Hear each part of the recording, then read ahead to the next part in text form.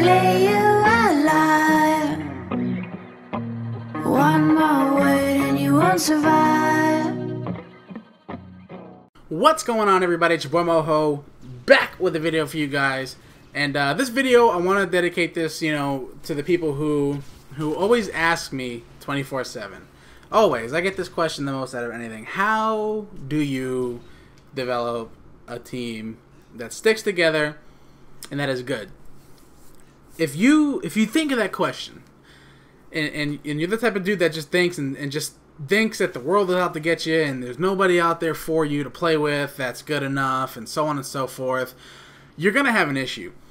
But in reality, it's really quite easy. I am a man enough to admit that I've made a lot of roster mistakes throughout my time as being leader of Fear or captain of Fear. I've made a lot of roster mistakes. Everybody has. There's not one person who hasn't made a mistake. And it's only because I got selfish, because I could get those players. I was always able to get those players. Back in Modern Warfare 2, I was like, proof, join up, boom, there it was. Scump, boom, there it was. You know what I mean? Like, I could get those players, and I got selfish, and, I just made roster changes whenever I wanted. And I had a lot of maturing to do as well. I was still learning as a leader. But anyway, my point is that there's some things that you need to do if you want to be a good team. And I'm here to tell you, it doesn't matter about skill. Half these people I listen to, it makes me sick. I listen to their streams and they just talk about being God squads and so on and so forth. And, yeah, you're good, so you're a God squad, but I'm going to tell you exactly what beats a God squad, supposedly, or just a good team, a team that's bragging about being good. The main thing that beats teams is chemistry, okay? And how do you develop chemistry? It doesn't just come. The way you develop chemistry is you play together for a long period of time. We all know this. It's not anything new. We all know that you have to play for a long period of time to develop chemistry. Well, once you develop chemistry, you need to start, during your process to develop this chemistry, I'm sorry, that's what I should have said, you have to communicate, okay? Communication is number one.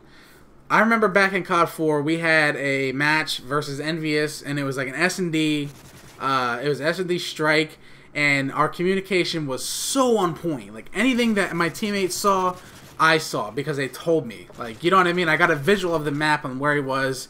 Somebody said he was by back lot, I knew he was back lot. Somebody said he went bottom tower, we knew he was bottom tower. So on and so forth. He was back kitchen. You know what I mean? It's so important. Another thing you need to realize is, like S&D, like the communication in S&D, you have to be on point. Wherever we spawned, right? If I spawned close on strike, let's just use strike for example. If I spawned close on strike, for the rush, I would be like, all right, I got rush. And whoever spawned behind me would be the guy that sits back and watches our back and so on and so forth. You have to communicate. Like on this game, bootleg. If you spawn towards plat on offense, like I just spawned right here, I go plat. As you see, I never cut back middle. I never do that. Even if I'm an SMG guy or, it doesn't matter. I always come plat. If you have to be willing to be versatile. You have to be willing to be versatile. If you use an SMG and you have a middle spawn, guess what? You're going to rush middle. If you have an SMG and you spawn towards street, guess what? You're going to switch up to your ACR and you're going to go street. Because it's just a lot easier for your team to adjust. You have to be willing to adjust. And that brings me to my next thing. Adjusting to people's gameplays. A team that I'll give 100% credit for this is Optic. They adjust so much. I mean, we were beating them in Columbus, and then they just came back and, beat us because they adjusted to our gameplay so well. And the only way you can really adjust as a team is to build chemistry. So stick together and build chemistry, But all of this stuff that I'm telling you is basically how you want to develop this chemistry, how you want to develop being a good team. It has nothing to do with skill. It has nothing to do with skill. Look at Force. Back in the Black Ops circuit, back last year, all of those players on paper are nowhere near anybody on Fear's level or Envious's level. But when you put them together, and they play like phenomenal. They play as a team. They play as a unit and so on and so forth. And that's why they had such positive results. That's why they knocked us out in Columbus in the losers bracket. You know, and that's why they knocked us. That's why they knocked Optic Gaming out into losers bracket, just because they had that chemistry. But if you take one player away from that team, it's not the same, and it's all because of chemistry. Like you ever heard like okay, you know how I keep saying like it has nothing to do with skill. You ever watched a pro player stream and they play an amateur team and they get beat and they just like they shrug it off and they just don't give credit to the amateurs? Like, that's because they don't have chemistry yet. They try to form these god squads. They try to get the best players in the game, and and they try to put them all on one team. But they don't realize that there's roles that need to be played. You can't just have the best players in the fucking game on one team and expect to be the best and never lose. And oh yeah, watch this, guys. Look at this hip fire. What a nice fucking shot. Nice fucking shot. But that's disrespectful, I think, man. That's a disrespectful kill. Like, I would never want to get killed like that. I don't think I've even seen that happen before. Has anybody seen a kill from that long away with a fucking hipfire ACR? I don't know. That's crazy. Good shot, Moho. No, I'm just joking. All right, but anyway, back on track. You ever watch a pro player stream and they get beat by an amateur team and they're just like shrugging it off, like, oh, these kids fucking play weird. These kids play weird. These kids are lucky, and they never give them credit.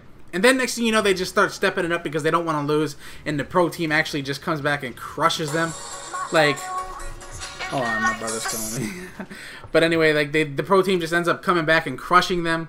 Well, that's because that pro team has experience. Okay, and I don't remember what number we're on. But anyway, the next thing on the list is experience.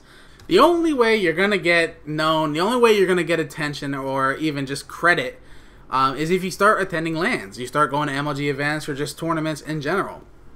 Online tournaments are good, but they don't really count as much as LANs because as a professional player myself, and have dealt with a lot of other pros, I know more than anybody that they like to make excuses.